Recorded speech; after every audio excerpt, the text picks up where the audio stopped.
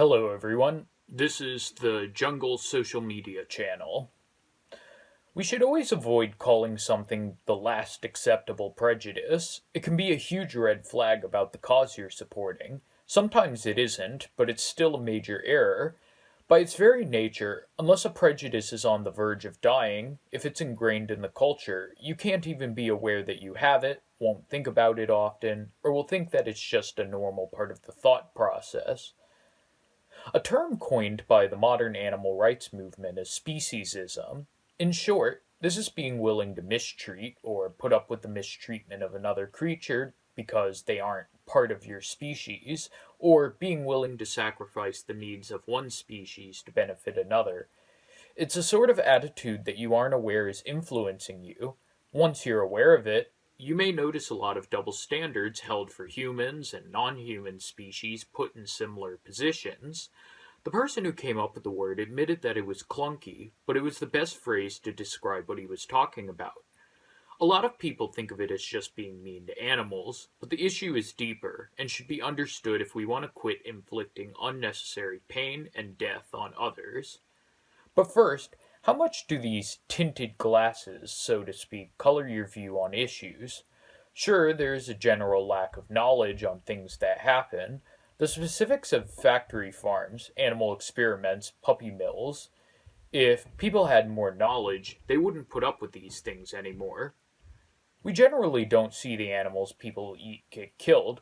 In the past, people saw animals slaughtered all the times and were able to look at death more directly because of the idea that there was an afterlife, whereas nowadays people find the promise of an afterlife to be less comforting, even if they believe in it. There is also apathy for animal issues, but despite all this, there is a deeply ingrained attitude that allows us to think things are just okay.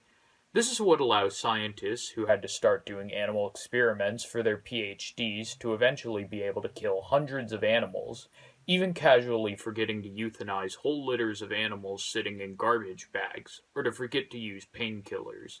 They are not some different class of people from us. We're cut from the same cloth. Culture can overcome the natural human revulsion towards torture and murder if things are pushed far enough. Speciesism is a type of prejudice that permeates the culture and affects your views even when you're not aware. For example, some philosophers have stated that it's wrong to torture and kill animals, not because the animals don't want to suffer and die, but because it's bad for humans in the sense that it makes us less likely to feel compassion for other people. This is an attempt to create an after the fact explanation to justify our instinct of not wanting to kill and torture animals that still fits within a speciesist worldview. Or I heard someone say that it was wrong to kill another person's dog, not because you're killing them, but because they are the person's pet, and that it would be equally wrong to destroy their pet rock.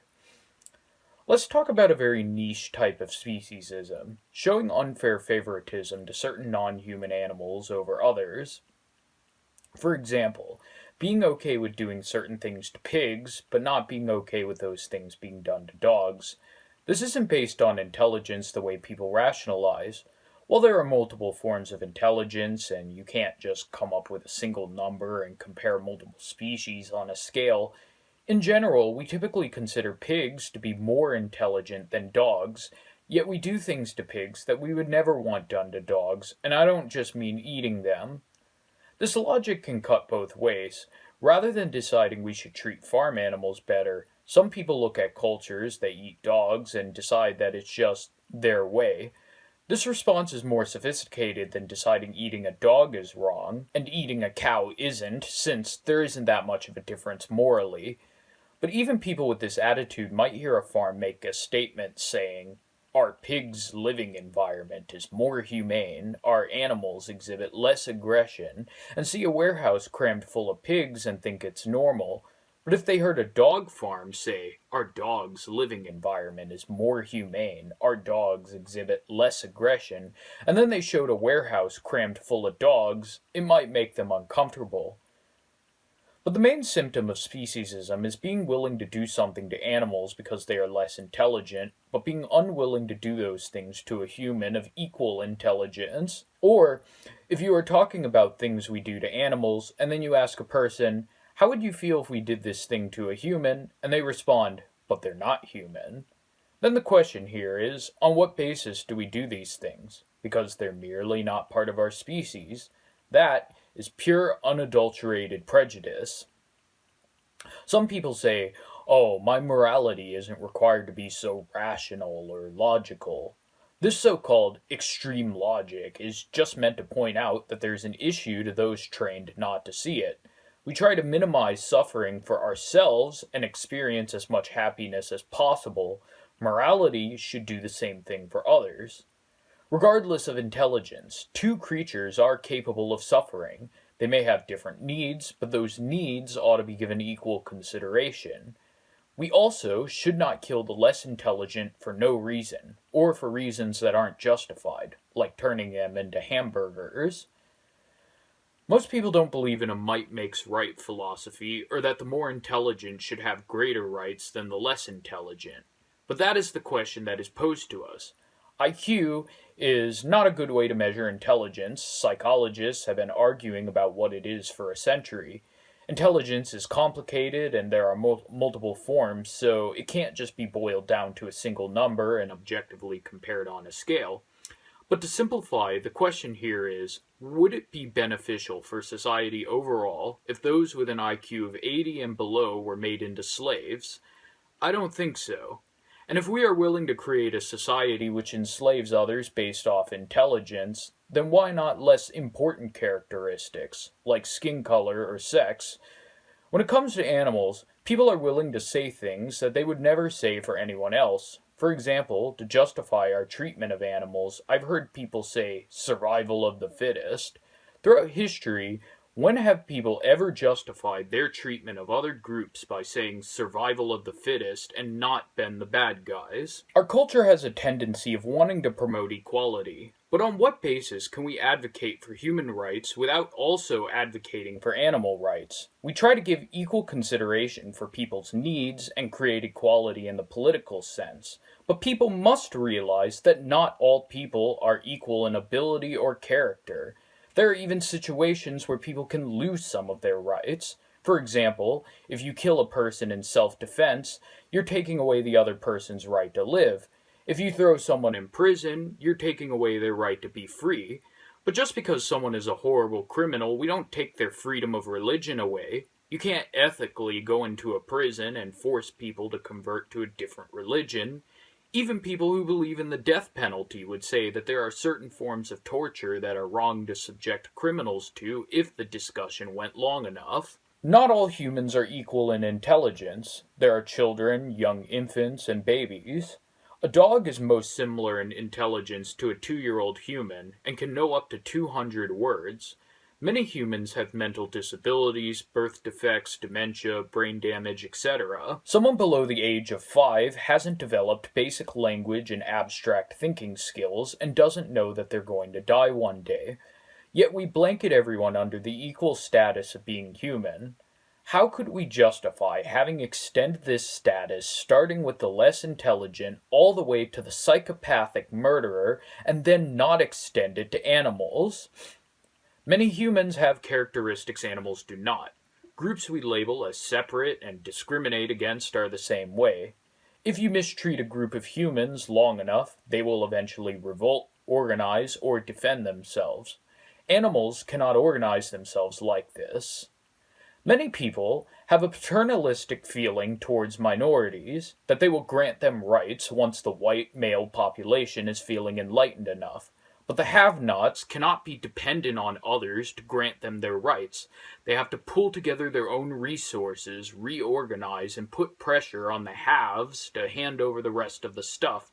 The middle class can help, of course. These are the have a little, want some more group, and you still want to eventually change unjust laws and pass helpful financial programs, but people also need the ability to form their own power base and not have to wait around for others to grant them their rights.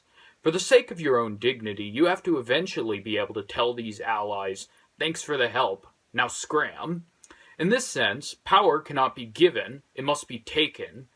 The point of this whole digression is that you cannot let your understanding of prejudice against non-human animals mix with your feeling of being an outsider to any sort of minority group. When it comes to animal rights, Humans will always have the status of outsider. When it comes to our crimes against animals, all humans are an interested party. Animals are rendered dependent on us, which puts them in a bad position because humans are a self-interested, willful species with the universal desire for power. There are so many institutions which torture and kill them, and if the people trying to rescue animals make a bad decision on their behalf, the animals are screwed.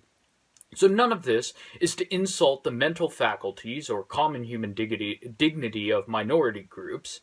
However, our feelings and actions towards non-human species are still a form of prejudice.